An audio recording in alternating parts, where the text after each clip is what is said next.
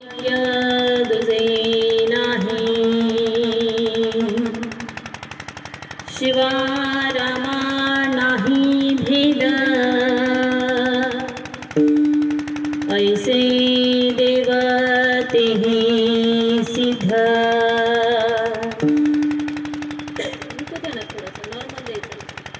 आवाज कानाला गोड वाटावाच करायचा जास्त होतो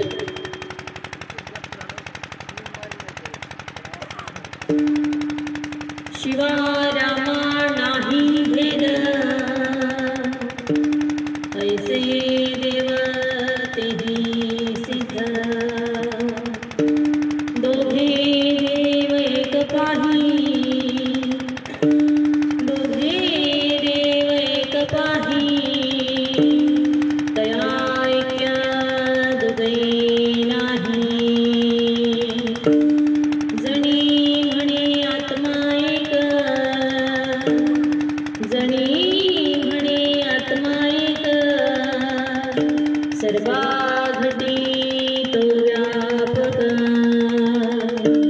दोघे देव एक पाही दोघे देव एक पाही तया ऐक्य दुजे नाही विठ्ठल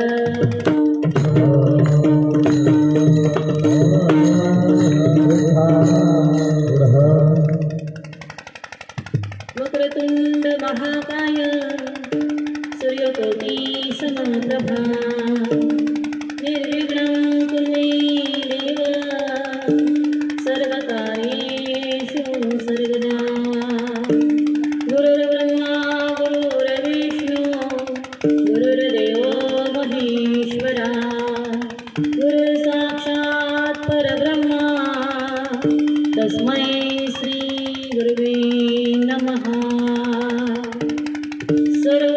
सर्वमंगलमांगल्ये शिवे सर्वार्थसाधिके शरण्ये त्र्यंबके गौरी नारायणी नमोस्तुते महायोगपीठे तटे भीमरथं वरं पुण्डरीकाय नाथं मुनिग्रही समागत्य तिष्ठं तमानन्दकन्दं परब्रह्मलिङ्गं भजे पाण्डुरङ्गं पांडुरंगाकरो प्रथम नमन पांडुरंगाकरो प्रथम नमन पांडुरंगाकरो प्रथम नमन पांडुरंगाकरो प्रथम नमन ईश्वर चरण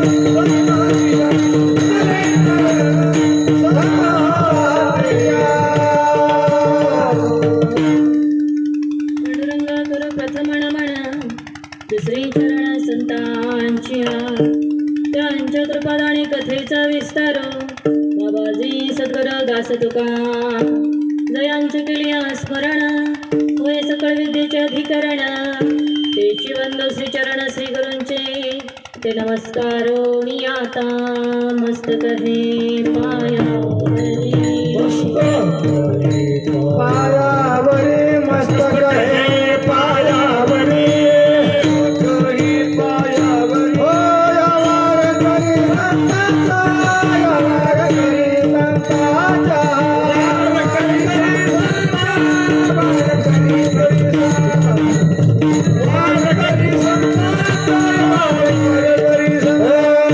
Thank you.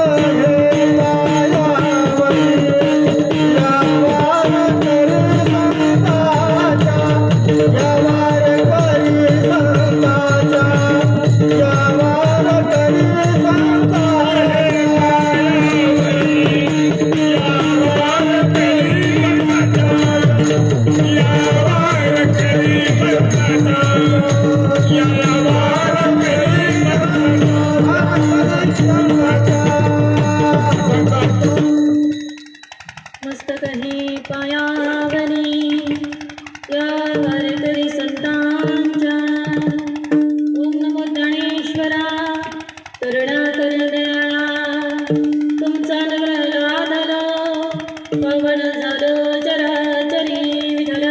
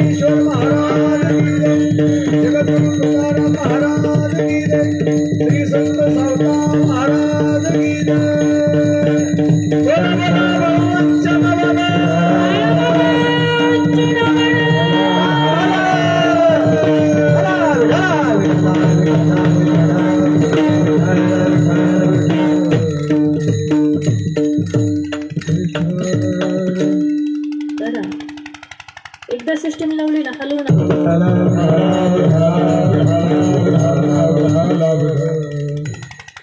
भजन करी महादेव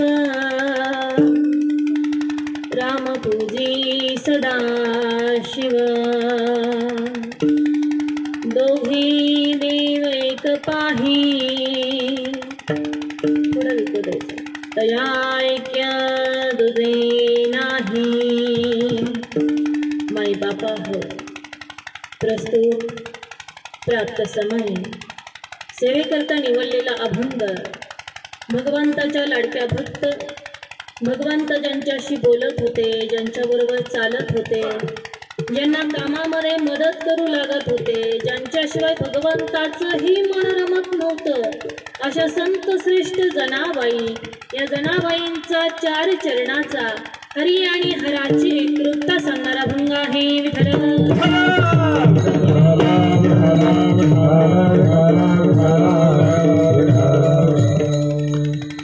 भजन करी महादेव राम पूजी सदा शिव. दोघे देव एक पाही तया ऐक्य तुझे नाही माई बापा हो. या अभंगामध्ये संत जनाबाई तुम्हा आम्हाला हरी आणि हराची एकरूपता सांगतात.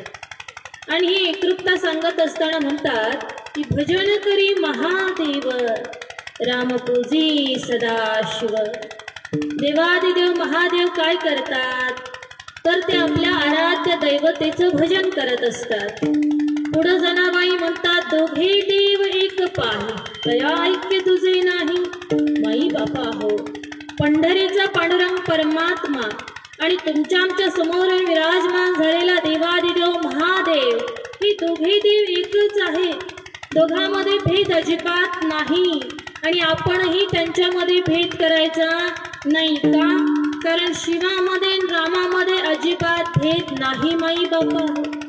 जनाबाईनं किती गोड शब्दामध्ये आम्हाला समजावून सांगितलंय की या सृष्टीच्या उत्पत्तीचं मूळ कारण आत्मा आहे आणि तो आत्मा म्हणजे एक भगवंत आहे की त्या एका भगवंताने आत्मेच्या रूपानं पूर्ण सृष्टीला व्यापून टाकलेलं आहे आणि तो एक भगवंत आपल्या गावामध्ये येऊन विराजमान झालेला आहे. विठ्ठल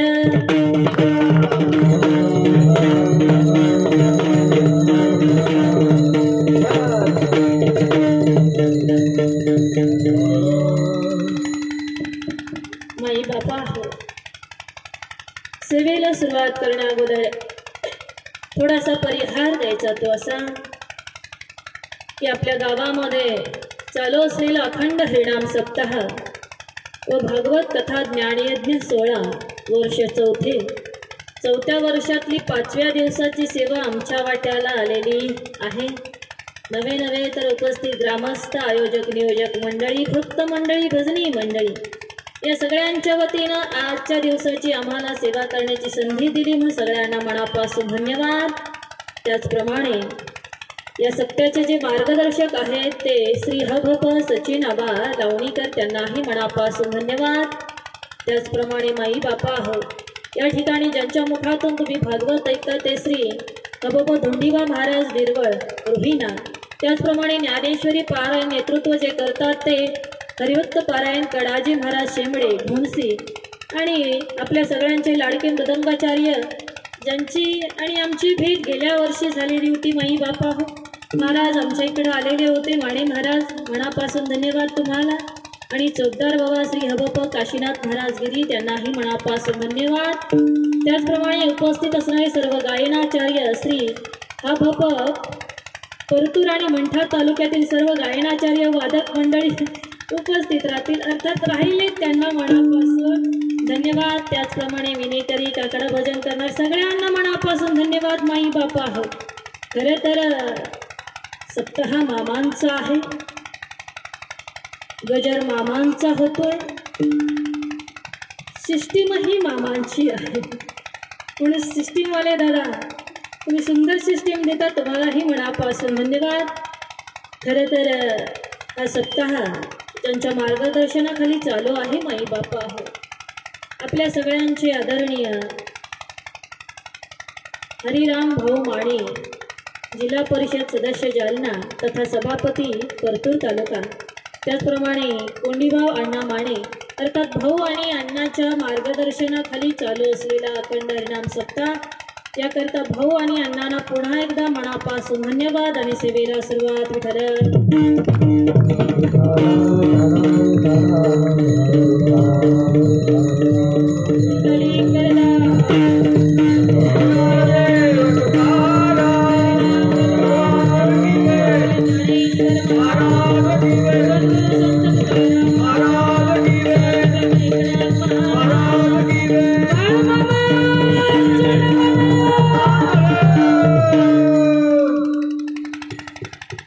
माई बापा हो खरं तर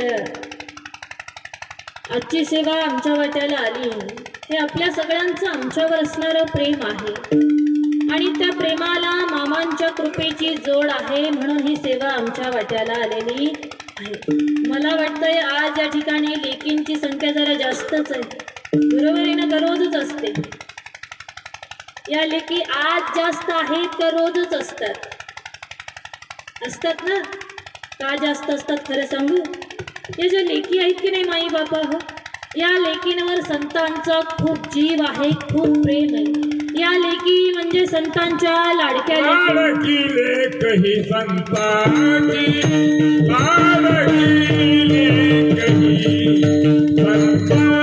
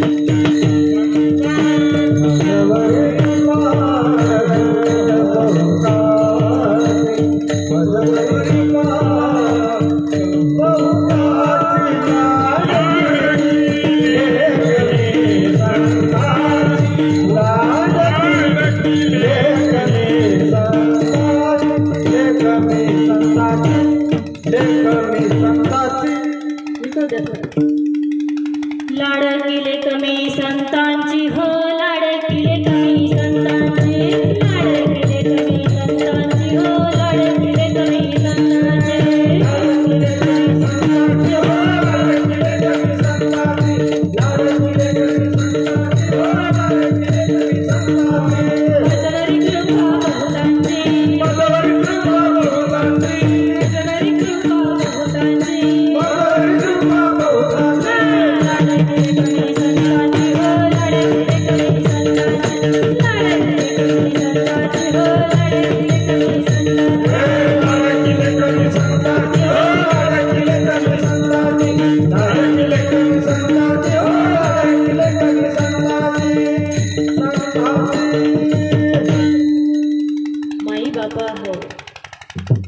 तुमच्या सगळ्यांचं आमच्यावर असणारं प्रेम आणि त्या प्रेमाला मामांच्या कृपेची जोड म्हणून आमच्या वाट्याला आलेली ही सेवा आहे, याकरता आपल्या सगळ्यांना मनापासून धन्यवाद। त्याचप्रमाणे आपला सगळा सोहळा जे आपल्या कॅमेऱ्यामध्ये कैद करून घेत आहेत ते आमचे शूटिंग करणारे दादा डी साखळे, अर्थात आपल्या चॅनलचं हे नाव आहे का, त्यांच्या चॅनलचंच हे नाव आहे डी साखळे दादांनाही मनापासून धन्यवाद। विठ्ठल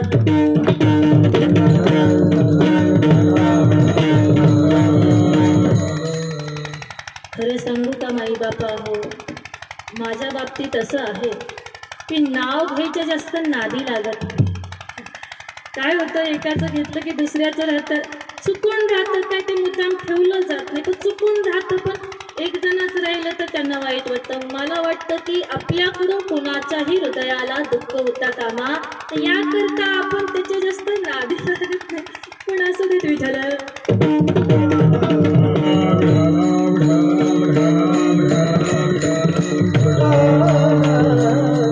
माई बापा हो, तुम्ही आम्ही भाग्यवान आहोत का, कारण आज जगाचा बाप आपल्या गावामध्ये येऊन विसाव्याला थांबलेला आहे, तोही कायमचा, आणि त्याच्या नावाने अखंड हरिनाम सप्ताह चालू आहे। लक्षात असू द्या माई बापा हो, माझ्या मामांच्या दरबारात येण्यासाठी, त्यांचं भंडाऱ्या कपाळाला लागण्यासाठी महाराज, माझ्या मामांच्या दरबारामध्ये येण्यासाठी, माझ्या मामांचा भंडारा कपाळाला लागण्यासाठी, त्यांचा प्रसाद पोटात जाण्यासाठी भाग्यवान असावं लागतं, आणि ते भाग्य आज तुम्हा आम्हाला प्राप्त झाले। फक्त माझ्याकडे लक्ष द्या, बाकी काहीच करायची गरज नाही, हाताकडे लक्ष द्यायचं, बाकी सगळं उत्तम आहे। लक्षात असू द्या, मी भाग्यवान का म्हणते माई बापा, याचं कारण असं जे स्वर्गातल्या देवांना मिळालं नाही ते तुम्हा आम्हाला मिळते। स्वर्गी जी आम्हाला इच्छिता ती देवा मुक्ती लोकी व्हावा जन्म, स्वर्गातले देव इथं जन्म घेण्याची इच्छा व्यक्त करतात, कशासाठी, फक्त या सोहळ्यामध्ये सहभागी होण्यासाठी, भगवंताचं हरिनाम कीर्तन करण्यासाठी, माई बापा त्याचं भजन करण्यासाठी। पण स्वर्गातल्या देवांना इच्छा व्यक्त करून जे मिळत नाही ते तुम्हा आम्हाला मिळतंय, म्हणून तुम्ही आम्ही भाग्यवान आहोत। विठ्ठल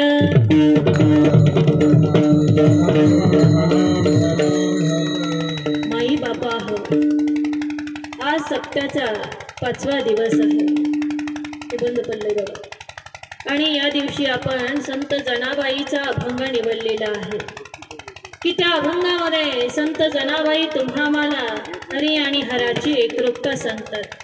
ऐका ना माई बापा हो, आज हा अभंग निवडण्याच्या पाठीमागचं मूळ कारण हे आहे की ज्याच्या दरबारामध्ये हा सप्ताह आहे, ज्याच्या नावाचा आम्ही गजर करतोय, ज्याचा भंडारा आमच्या कपाळाला लागतोय, तो कोण आहे आम्हाला कळालं की अख्खा अभंग कळल्याशिवाय राहणार नाही। मग ज्याच्या नावानं हा सप्ताह करतोय, ज्याच्या नावाचा गजर करतोय, तो कोण आहे माई बापा, माझे सद्गुरू संत बाळू मामा कोण आहेत, नीट ऐका।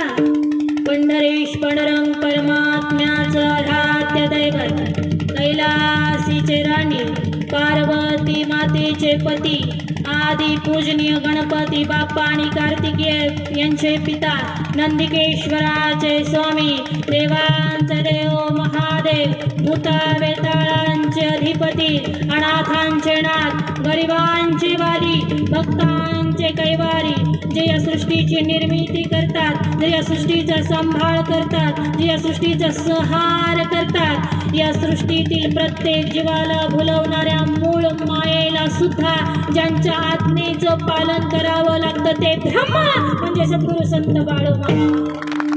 हे लक्षात आलं का, आम्हाला इथं आणणारे, सांभाळणारे, माघारी नेणारे मामा आहेत माई बापा, मूळ ब्रह्म म्हणजे मामा आहेत। लक्षात घ्या, देवादिदेव महादेव म्हणजे मामा आहे, आणि ते देवादिदेव महादेव काय करतात हे जनाबाईंनी तुम्हा आम्हाला या अभंगामध्ये सांगितलेलं आहे की भजन करी महादेव, राम पूजी सदाशिव। आता एक गोष्ट लक्षात घ्या, जे जनाबाईंनी अभंगामध्ये सांगितलंय ते माझ्या मामांनी आचरण करून तुम्हा आम्हाला दाखवलंय माई बापा, आचरण करून दाखवलं।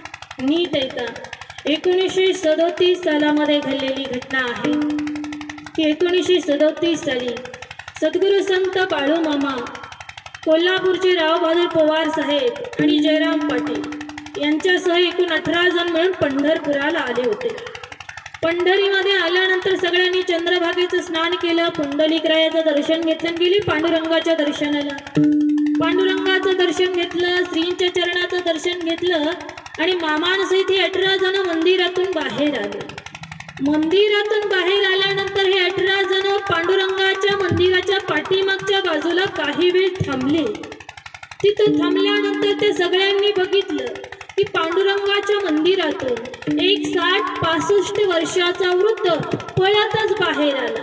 ज्यानं सोवळं नेसलेलं होतं, ज्याचा चेहरा प्रसन्न होता, इतका प्रसन्न चेहरा होता की त्याच्याकडे बघणाऱ्याला सुद्धा प्रसन्नता प्राप्त होत होती. असा हा 60-65 वर्षाचा वृद्ध पांडुरंगाच्या मंदिरातून पळतच बाहेर आला. मामांच्या चरणी नतमस्तक झाला, पाया पडला आणि समाधान पावलं. आता मामांचे ते जे 18 जण होते यांच्यापैकी तर कुणाच्याही ओळखीचा नव्हता, म्हणून 18 जणांपैकी एक जणांनी त्या वृद्धाला त्यांचं नाव विचारलं की आम्हाला सांगा तुमचं नाव काय आहे. त्यावेळी त्या आजोबांनी आपलं नाव सांगितलं की माझं नाव रामभाऊ उत्पात असं आहे. नाव सांगितलं ते आजोबा निघून गेले. मात्र त्या दिवशी मामांचा मुक्काम पंढरपुरामध्येच होता. मुक्कामाला थांबल्यानंतर मामांनी पांडुरंगाच्या मंदिरामध्ये निरोप पाठवला की जे दुपारी सोवळं नेसून पळत येऊन प्रसन्न चेहऱ्यानं माझ्या पाया पडले, समाधान पावले, ते रामभाऊ उत्पात नावाचे व्यक्ती, त्यांनी आता मला पुन्हा एकदा येऊन भेटावं. मामांचा हा निरोप पांडुरंगाच्या मंदिरामध्ये पोचला. निरोप पोचला की रामभाऊ उत्पात नावाचे व्यक्ती मामाला भेटायला आले. मात्र आश्चर्याची गोष्ट अशी होती माई बापा हो, जे दुपारी सोवळं नेसून पळत येऊन प्रसन्न चेहऱ्यानं मामाच्या पाया पडले, समाधान पावले, ते रामभाऊ उत्पात नावाचे व्यक्ती आता येताना असे येत होते की मामाला जणू काही कधी बघितलंच नाही. आले, मामांच्या समोर येऊन उभे राहिले. मामाने पुन्हा त्यांना त्यांचं नाव विचारलं की मला सांगा तुमचं नाव काय आहे. ते म्हणतात माझं नाव रामभाऊ उत्पात आहे. मग मामा मुद्द्याला हात घालतात. मामा म्हणतात की तुमची आणि माझी काही ओळख नाही, तुमचा आणि माझा काही परिचय नाही, मी तुम्हाला बघितलं नाही, तुम्ही मला बघितलं नाही. मग असं असताना दुपारी तुम्ही पांडुरंगाच्या मंदिरातून सोवळं नेसून पळत आला, प्रसन्न चेहऱ्यानं माझ्या पाया पडला आणि समाधान पावला, ते का म्हणून? मामांनी योग्य ते विचारलं होतं की नाही, तुमची माझी तर ओळख नाही, तुमचा माझा तर परिचय नाही, मी तुम्हाला बघितलं नाही, तुम्ही मला बघितलं नाही. असं असताना तुम्ही पांडुरंगाच्या मंदिरातून सोवळं नेसून पळत आला, माझ्या पाया पडला, समाधान पावला, ते का म्हणून?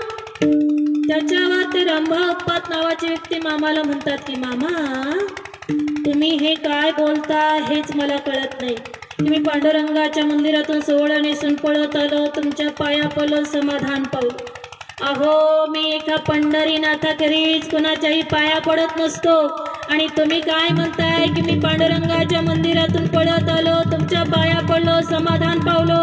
नाही नाही नाही नाही नाही, ही तर आपल्या दोघांची पहिली भेट आहे. मी तर तुम्हाला पहिल्यांदा बघतोय. मी मंदिरातून पळत आलोही नाही, तुमच्या पायाही पडलो नाही. ज्यावेळी रामभाऊ उत्पात नावाच्या व्यक्तीने सगळं सांगितलं ना माई बापा, त्यावेळी मामांबरोबर बाकीचे 17 जण भक्त होते ना, त्यांनी ते ऐकलं आणि ते ऐकल्यानंतर ते सगळ्यांच्या लक्षात आलं की अरे आता आलेली रामभाऊ उत्पात नावाचे व्यक्ती आणि दुपारी आलेली रामभाऊ उत्पात नावाचे व्यक्ती हे एक नाही तर कोण आहेत? त्या सगळ्यांना कळून चुकलं माई बाबा हो की या रामभाऊ उत्पात नावाच्या व्यक्तीचं रूप घेऊन साक्षात जगाचा बाप पांडुरंग परमात्मा सोवळं नेसून पळत येऊन माझ्या मामांच्या चरणी नतमस्तक झालेला होता आणि समाधान पावलेला होता. हा अधिकार माझ्या मामांचा आहे. बाळूमामांच्या नावाने लक्षात घ्या. असा अधिकारी भगवंत आपल्या गावामध्ये विराजमान झालाय माई बापा. एक गोष्ट ध्यानात ठेवून चला की मामा एकतर आपल्या भक्तावर संकट येऊ देत नाही आणि आलं तर टाळल्याशिवाय राहत नाही.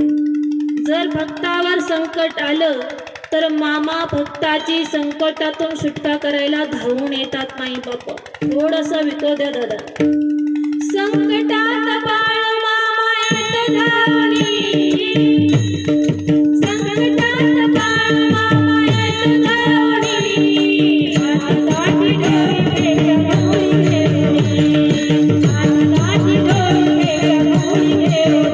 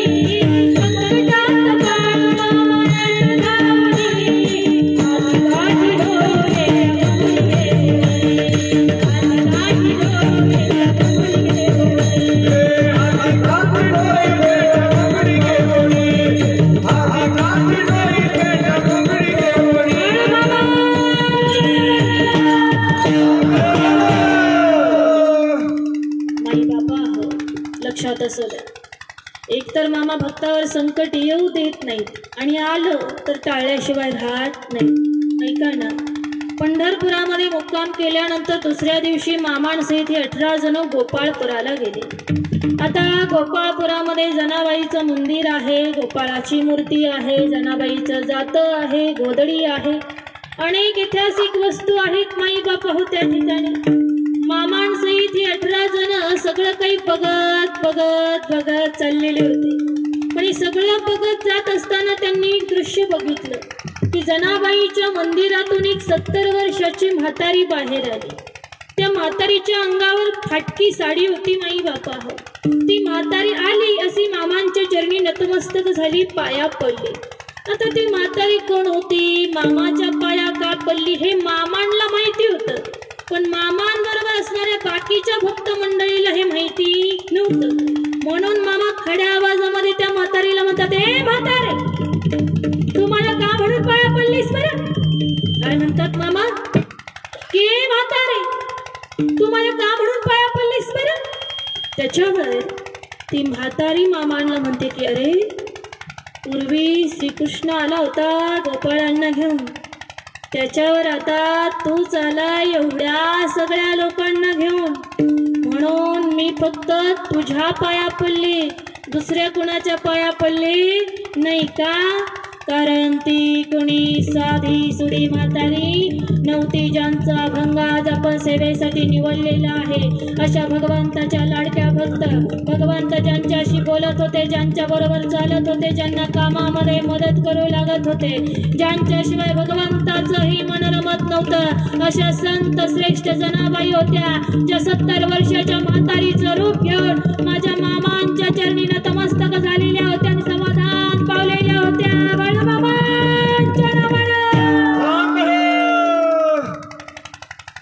थोडं आवाज विकू दे, थोडा विकवणार नेमका लावल्या हलवू नका. तुम्ही सारखं काय ना काहीच करताय. तुम्ही पोट भरून जेवलाय ना सगळे? खरे खरे सांगायचं, देवाच्या दारात खोटं चालत? पोट भरून जेवलात का? हा, पोट भरून जेवल्याशिवाय कीर्तनात झोप लागत?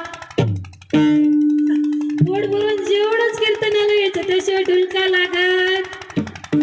अरे माई बापा हो, भोजनाच्या अगोदर भजन पाहिजे, तर भजन पचायला जागा शिल्लक राहते. बरोबर आहे की नाही? मला पण तुम्ही भजनाच्या आधी भोजन केलं, भजन पचवणार कसं? पुढवरून जेवलात ना. काय झालं सांगू का? एक दिवस सकाळी 10 ते 12ची सेवा होती. आम्हाला सेवा केली मी आणि महाराज म्हणजे आमचे मालक. आता जे गाडीमध्ये बसलेत, आम्ही दोघं मंडपामध्ये बसलो होतो. मी इथं बसली होती, महाराज माझ्या शेजारी बसले होते आणि 2 म्हाताऱ्या आज्या होत्या अशा बाजूला बसल्या होत्या. त्या 2 म्हाताऱ्या आज्यातली एक आजी दुसऱ्या आजीला म्हणते ती ताईचं कीर्तन लई भारी झालं. तेवढंच आमच्या मालकाने म्हणजे आमच्या महाराजांनी ऐकलं. आता कुणी जरी म्हणलं लई भारी झालं तरी कानाला काही गोड वाटतं की नाही माई बापा? महाराजांनी ऐकून गप्प बसायचं नाही का? महाराज त्या आजीला म्हणतात, आजी खरंच ताईचं कीर्तन लई भारी झालं. त्या आजी म्हणतात, होय बाबा लई भारी झालं. बरं एवढ्या तरी महाराजांनी गप्प बसायचं नाही का? महाराज खुद त्या आजीला, आजी खरंच सांगा की लईच भारी झालं ताईचं कीर्तन. आजी म्हणते तर होय बाबा ताईचं कीर्तन इतकं भारी झालं, घरी डॉक्टरच्या गोळ्या खाऊन झोप लागत नाही, ताईच्या कीर्तनात बसल्या झोप. तसं नाही ना इथं. मला जो अनुभव आला तो मी तुम्हाला सांगितलं. तसं काय नाही ना, म्हणून मला कीर्तनाला पोट भरून जेवणच यायचं असतं. विठ्ठल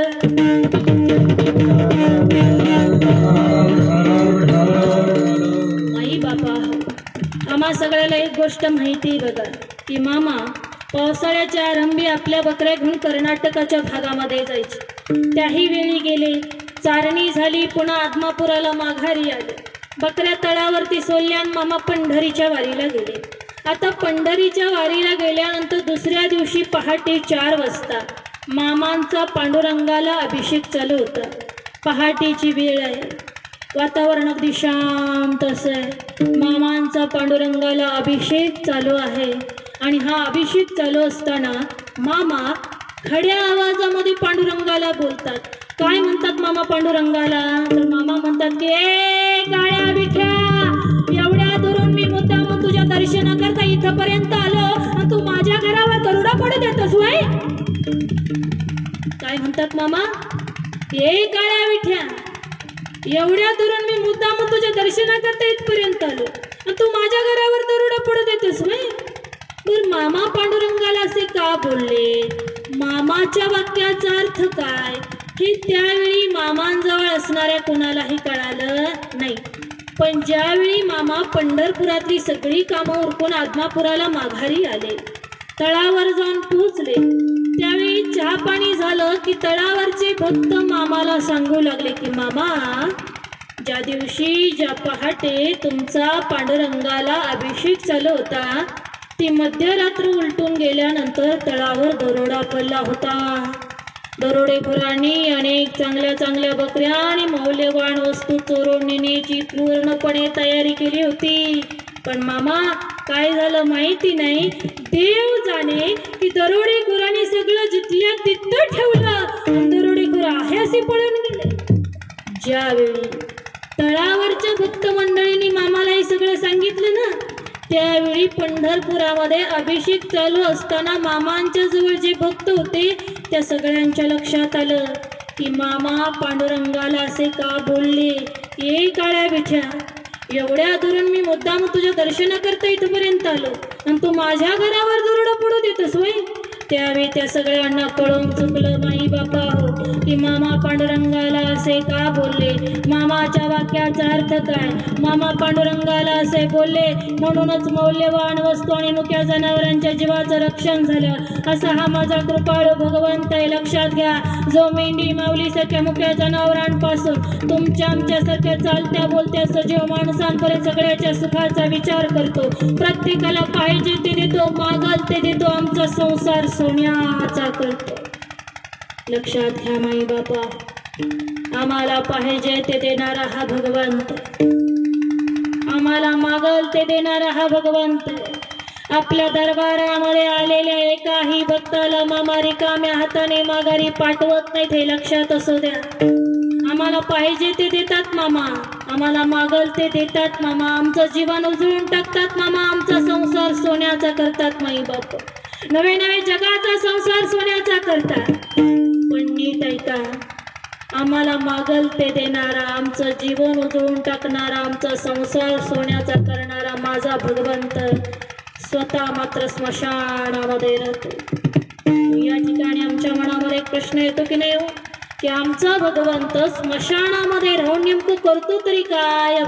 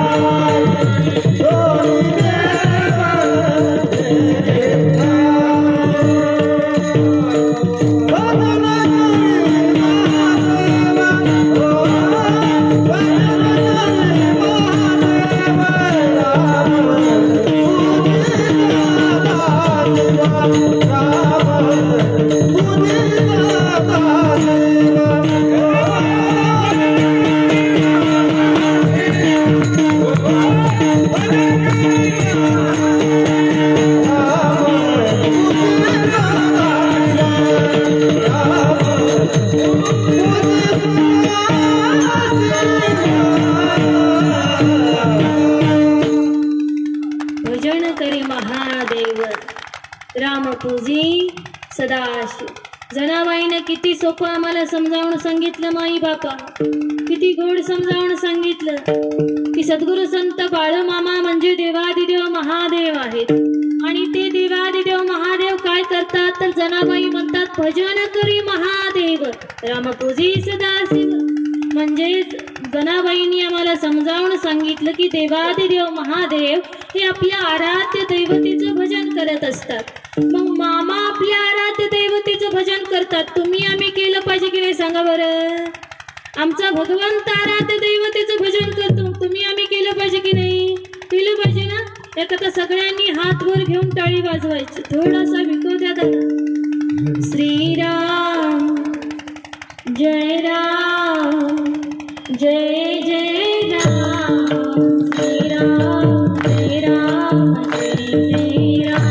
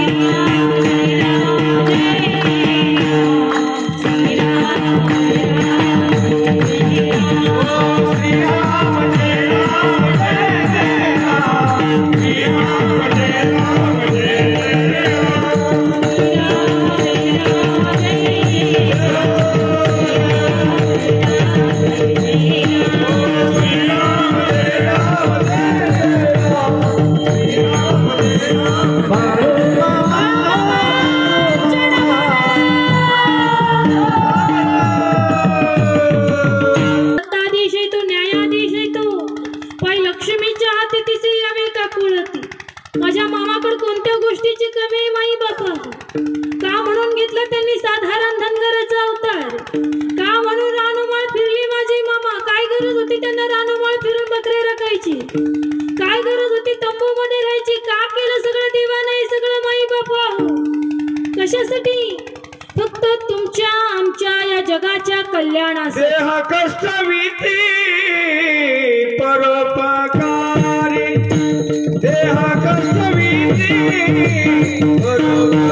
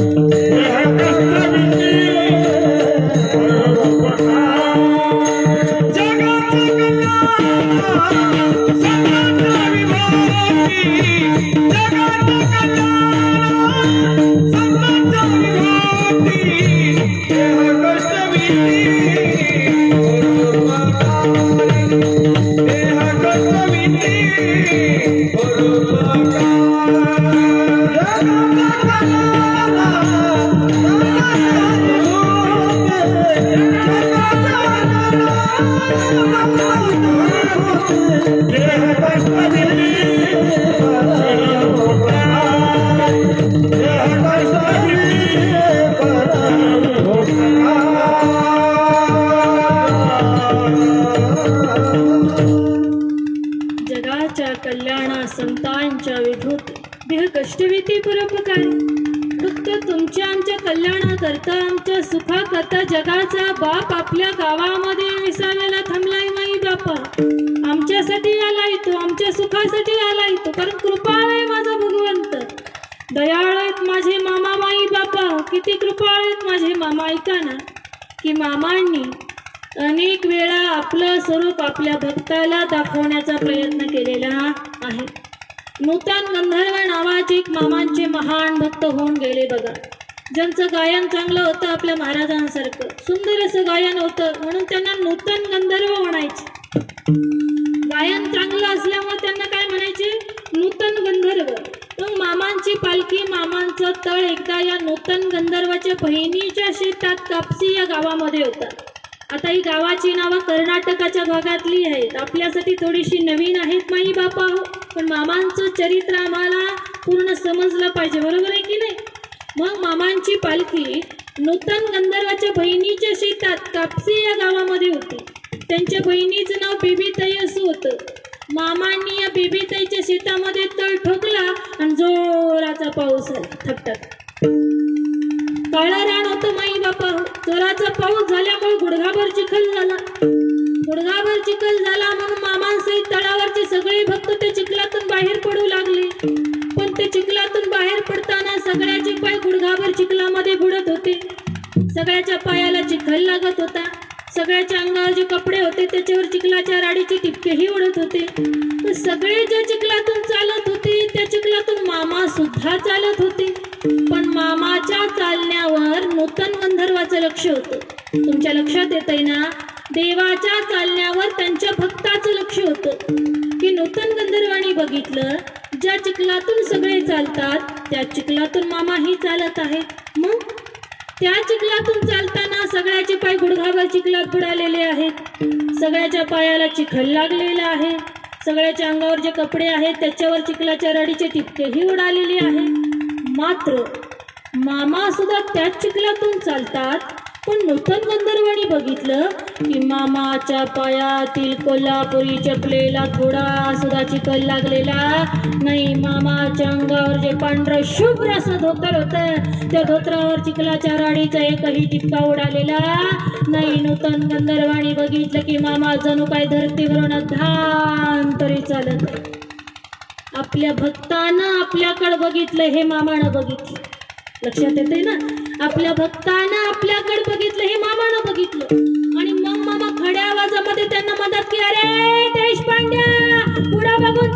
पडशील. काय म्हणतात, अरे देशपांड्या पुढे बघून चल नाही तर पडशील. मामा त्यांना खड्या आवाजात बोलली खरंय, जोरात बोलली खरंय माई बापा हो, पण त्यावेळी मामांच्या चेहऱ्यावरती राग अजिबात नव्हता. मामा क्रोधामध्ये अजिबात नव्हते, तर मामांच्या चेहऱ्यावरती हास्य होतं माई बापा हो. जणू काय मामांनी आपलं स्वरूप आपल्या भक्ताला दाखवण्याचा प्रयत्न केला होता. आणि मामांचं ते स्वरूप बघून नूतन गंधर्वाच्या लक्षात आलं की अरे आपण ज्याच्या संगतीत आहोत, ज्याच्या पंगतीत बसतो, जो आपल्या बहिणीच्या शेतामध्ये विसाव्याला थांबलेला आहे, तो कोणी साधा सुधा बकरी राखणारा धनगर नाही, तर त्रिलोक्यातला महान योगी योगेश्वर देवादिदेव महादेव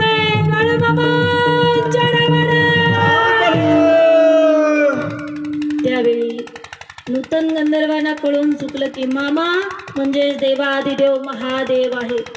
एक गोष्ट आम्हाला माहिती बघा माई बापा की मामा दर द्वादशीला स्नान करायचे. हा माझ्याकडे बघून जांभळ्या द्या म्हणजे झालंच. जांभळीचा नियम माहिती ना तुम्हाला, एकाला आली तर सगळ्याला आल्याशिवाय राहत. तुम्ही माझ्याकडे बघू बघू जांभळ्या दिल्या आणि मला जांभळी आली तर ज्याला येते त्याला तोंडा किंवा हात तर लागता. माझ्याकडे बघून चालू यांचं आपलं पोट भरून जेवले, निवांत बसायचं, डाळ वारा आहे, मस्त मामांचं चरित्र आहे, चलून जायचं. विठ्ठल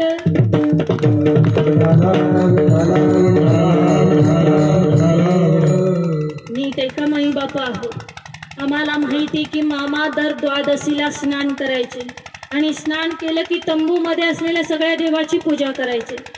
आता त्यावेळी तंबूतल्या देवांच्या समोर 10 ते 12 ताटामध्ये प्रसाद ठेवलेला असायचा. मामा तो प्रसाद फक्त बकरी राखणाऱ्या भक्त मंडळीला द्यायचे, दुसऱ्या कुणाला देत नव्हते. जे भक्त बकऱ्याची राखण करतात मामा त्यांनाच तो प्रसाद द्यायचे, दुसऱ्याला देत नव्हते. का तर मामा म्हणायचे या प्रसादाचं मोल हे 1 वर्षभर बकरी राखणे इतकं. आणि तुम्हा आम्हाला समजून सांगण्यासाठी आमच्या भाषेमध्ये सांगायचे की या प्रसादाचं मोल 1,00,000 रुपया इतकं आहे. लक्षात असू द्या, माझ्या मामांच्या प्रसादाची किंमत, माझ्या मामांच्या प्रसादाचं मोल 1,00,000 रुपये इतकं असून सुद्धा असा अनमोल प्रसाद तुम्हा आम्हाला फुकट मिळतोय आणि असे मिळतोय म्हणून तुम्ही आम्ही भाग्यवान आहोत माई बापा. पुढं मामा म्हणायचे माझ्या तंबूला आणि परमेश्वराच्या दरबाराला एकच वाटे.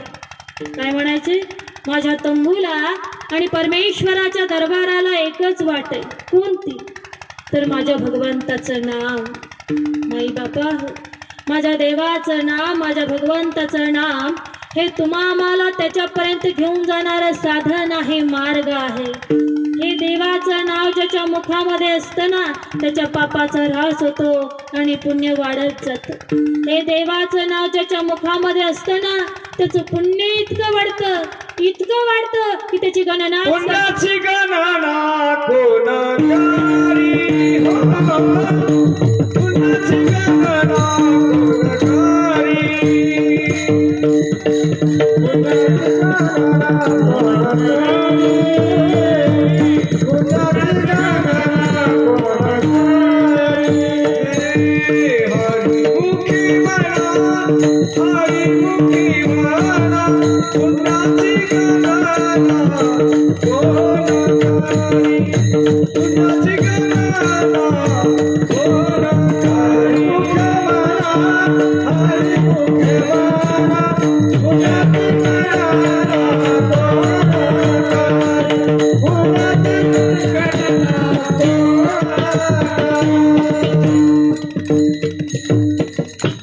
हरिमुखे म्हणा पुण्याची गणना कोण.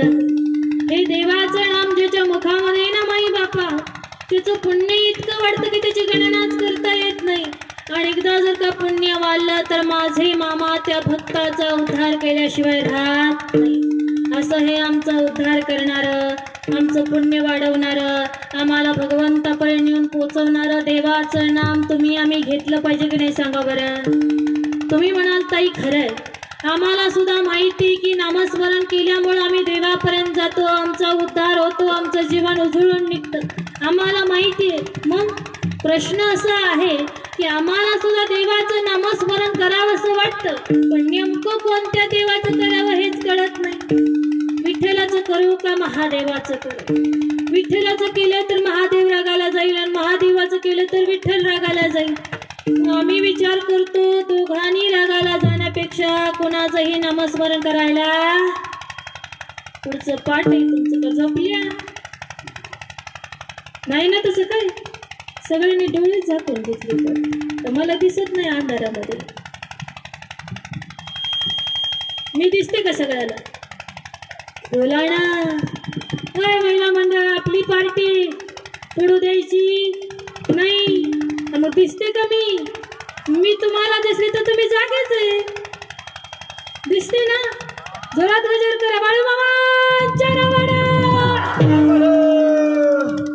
हा गजर फक्त झोपेतूनच जागा करत नाही बरं, आयुष्यामध्ये प्रत्येक क्षणाला प्रत्येक गोष्टीत आम्हाला जागा करत असतं माई बापा. लक्षात असं. तुम्ही म्हणाल की आम्हाला नामस्मरण करा असं वाटतं, नेमकं कोणत्या देवाचं करावं असं कळत नाही. जर विठ्ठलाचं केलं तर महादेव रागाला जाईल आणि महादेवाचं केलं तर विठ्ठल रागाला जाईल.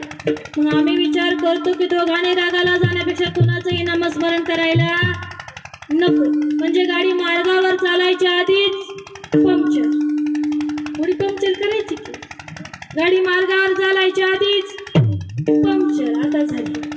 माई बापा हो, माझं सांगणं असं आहे की नामस्मरण कोणत्याही देवाचे करा, फक्त अंतकरणापासून करा आणि देवामध्ये भेद न मानता करा. असे दोन भक्त होते, एक विठ्ठलाचा भक्त होता, एक शिवाचा भक्त होता.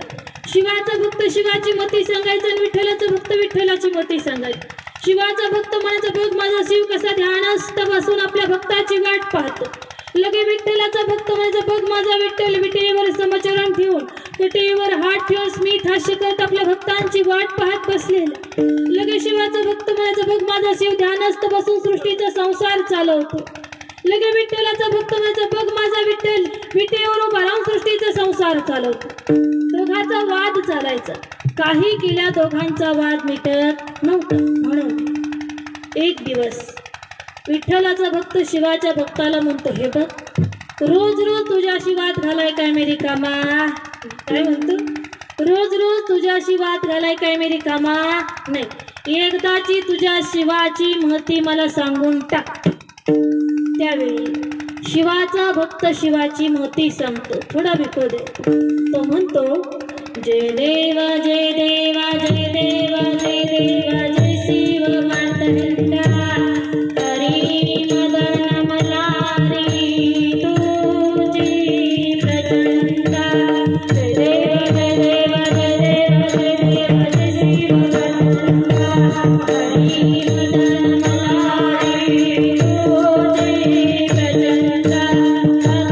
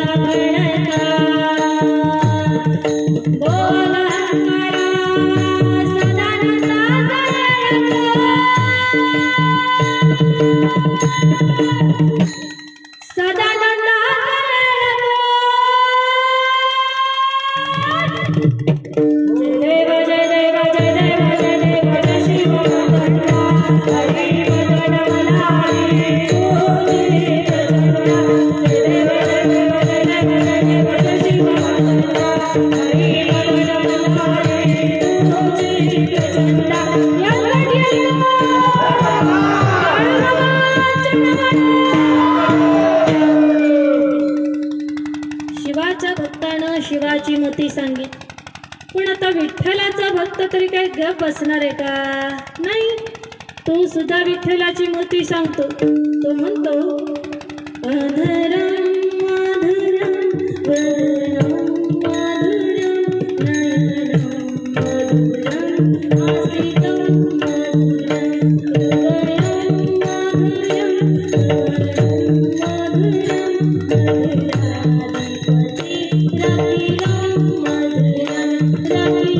मधुरं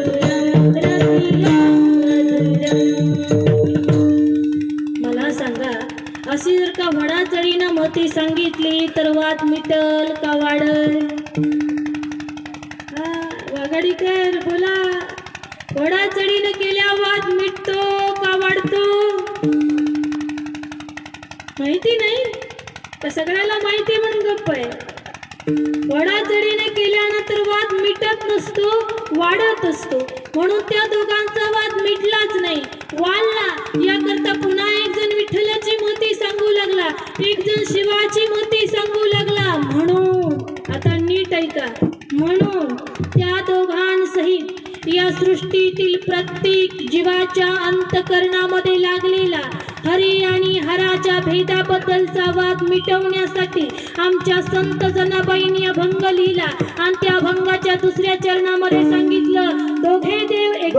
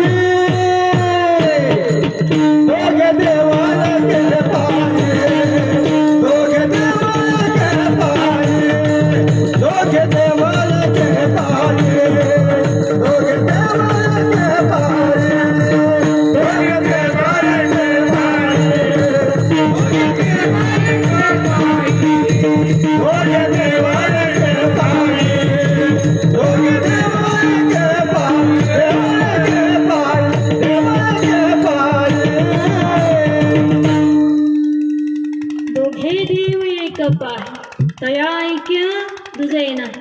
पंढरीचा पांडुरंग परमात्मा आणि तुमच्या आमच्या समोर विराजमान झालेला देवादिदेव महादेव म्हणजे सद्गुरू संत बाळू मामा, हे दोघे देव एकच आहेत माई बापा. दोघांमध्ये भेद अजिबात नाही आणि आपणही त्यांच्यामध्ये भेद करायचा नाही. भेद न करता आपण सगळ्यांनी प्रेमानं त्यांचं भजन करायचंय. विठोबा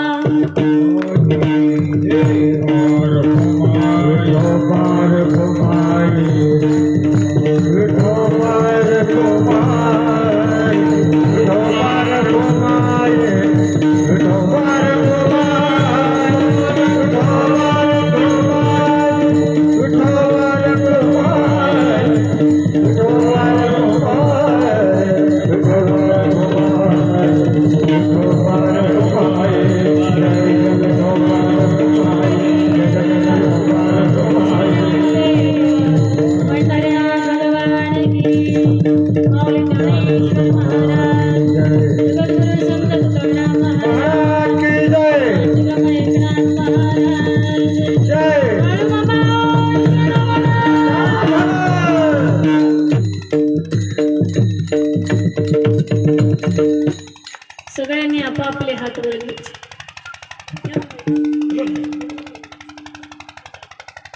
ताट हात वर घ्या. सगळ्याच्या हातात हाताने टाळी वाजली पाहिजे. सगळ्याच्या मुखातून भगवंताच्या नामाचा गजर झाला पाहिजे, त्याचं भजन झालं पाहिजे. थोडंसं ऐकू द्या. बाळो मामा हो बाळो मामा, बाळो मामा हो बाळो मामा,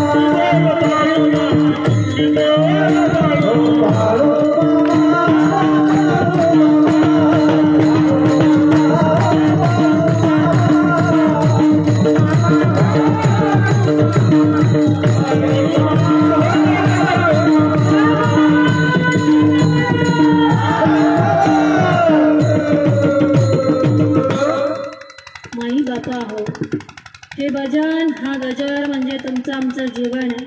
फक्त याला आचरणात आणलं ना उद्धार झाल्याशिवाय राहत नाही. आता सांगायला भरपूर आहे, फक्त वेळही भरपूर झालेली आहे. पण नीट आहे का, 10 मिनिट पुढे गेलं तर जमेल का? जास्त नाही नेणार 15 मिनिटं.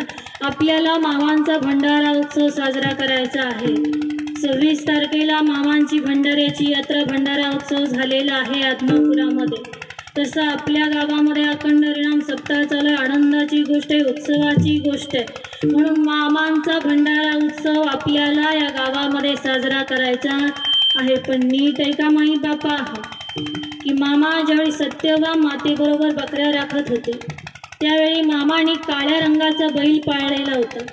तो बैल मामांच्या आज्ञेचं पालन करायचा. आता मला सांगा, बैल म्हणजे कोण आहे हो? नंदी. आणि नंदी म्हणजे महादेवाचं वाहन आहे. म्हणजे मामाने अवतार घेऊन लीला करून आचरण करून स्पष्ट सांगितलं की जो आमच्या समोर विराजमान झालाय ना तो देवादिदेव महादेव आहे, भगवान शिवाचा अवतार आहे. थोडंसं विकू द्या. अवतार शिवाचा धनगराचा राजा, योगियांचा योगी बाळो मामा माझा. तिन्ही लोकी आहे त्याचा गाजा वाजा.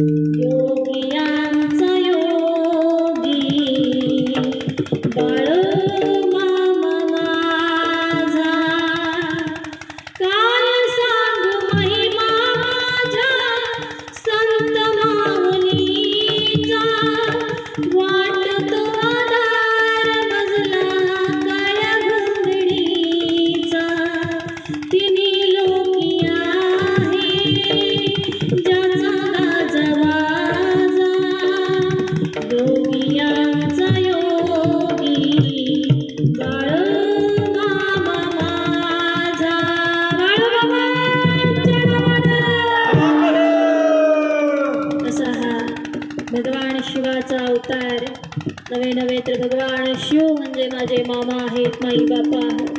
म्हणून माझे मामा आणि पंढरीचा पांडुरंग परमात्मा एकच आहे. शिवामध्ये आणि रामामध्ये अजिबात भेद नाही. शिवाय रामा नाही भेद, ऐसे देव तेही सिद्ध. जनी म्हणे आत्मा एक सर्वा घटी, तो व्यापक. किती गोड समजावून सांगितलं मला जनाबाईंनी. या सृष्टीच्या उत्पत्तीचं मूळ कारण आत्मा आहे आणि तो आत्मा म्हणजे एक भगवंत आहे की त्या एका भगवंतानी आत्मेच्या रूपानं पूर्ण सृष्टीला व्यापून टाकलेलं आहे. आणि तो एक भगवंत आपल्या गावामध्ये विराजमान झालेलं हे आपलं महत्भाग्य माई बापा. म्हणून आज आम्ही त्या भगवंताचा भंडारा उत्सव साजरा करणार आहोत. याकरता सगळ्यांनी जागेवर उठून उभं राहायचं आहे आणि मामाच्या भंडाऱ्यात प्रेमानं नाचायचं आहे. सगळ्यांनी आपापल्या जागेवर उभं राहायचं, कुणाला ढकलायचं नाही, पाडायचं नाही, बरोबर. सगळ्यांनी उठून उभं राहायचं, लहान आले मोठाले सगळे. कीर्तनामध्ये नाचायला कोणत्याही गोष्टीची लाज नसते. नाचू कीर्तनाचे रंगी, नाचू कीर्तनाचे रंगी, नाचू कीर्तनाचे रंगी, ज्ञानाचे फलवू जगी. नाचू कीर्तनाचे रंगी, ज्ञानाचे फलवू जगी. नाचू कीर्तनाचे रंगी, नाचू कीर्तनाचे रंगी. होते. अगोदर आम्ही भंडारा उधळणार आहोत, मामांच्या नामाचा गजर करणार आहोत आणि नंतर मामाच्या उत्सवात नाचणार आहोत. सगळ्यांनी नाचायचं आहे.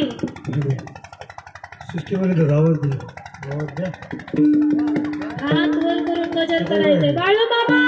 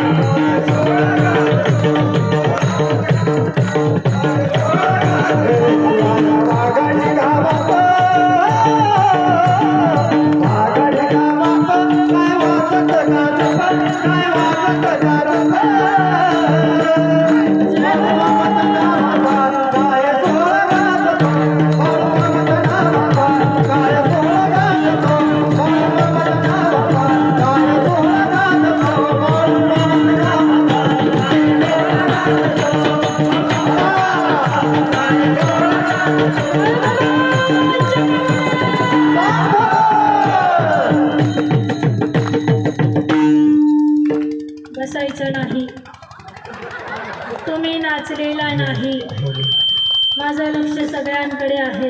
तुम्ही नाचलाय का? उभं राहिला कशासाठी? नाचला का? कधी नाचायचं?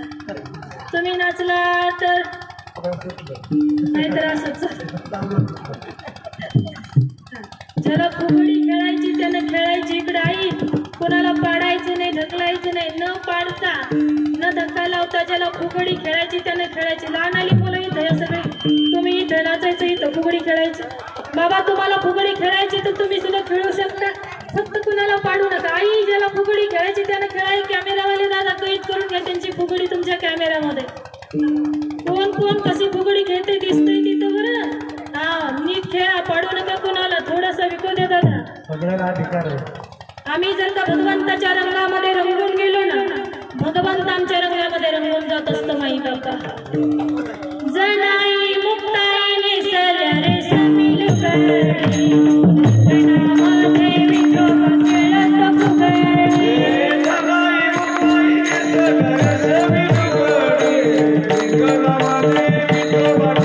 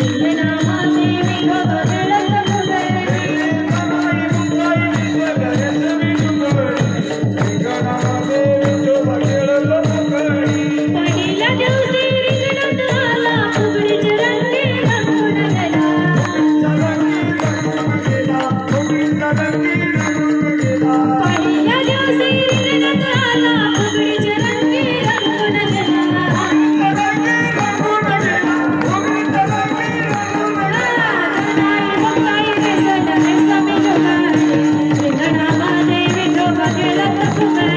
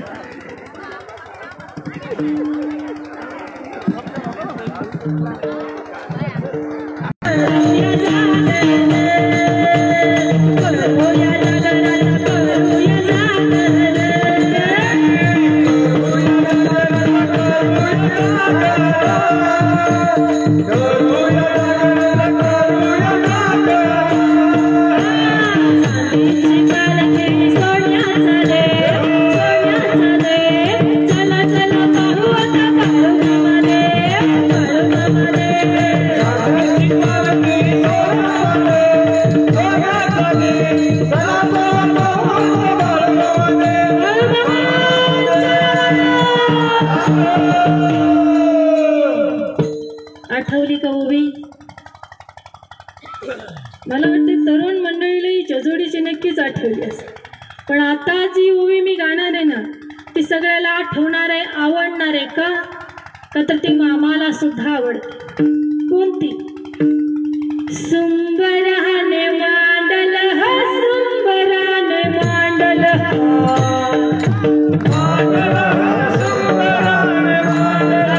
सुंबराने मांडल हा, सुंबराने मांडल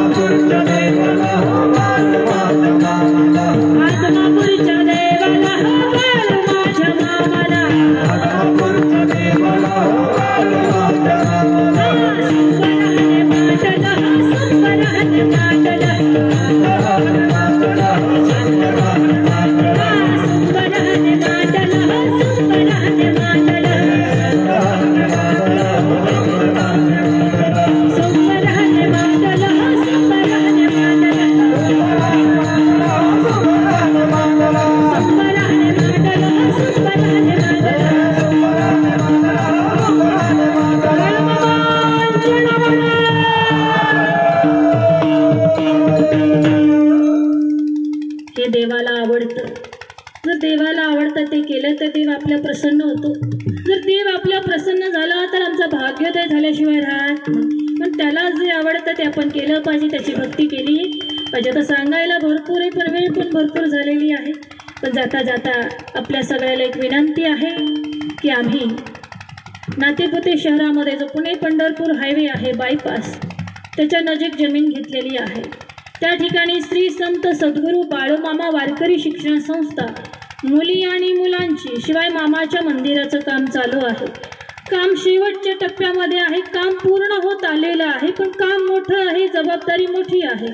म्हणून आपल्या सगळ्याला विनंती आहे की आपण संस्थेच्या कामासाठी मदत करू शकता. तुमच्या शक्तीनुसार, तुमच्या इच्छेनुसार तुम्ही धर्माच्या कामी हात लावू शकता. माई बापा, या संस्थेचं वैशिष्ट्य सांगायचं झालं तर संस्थेमध्ये मुली आणि मुलांना उत्तम अशी राहण्याची सोय केली जाणार आहे. त्याचप्रमाणे त्यांचं शालेय शिक्षण, सांप्रदायिक शिक्षण उत्तम गुरुकडून त्यांना दिलं जाणार आहे.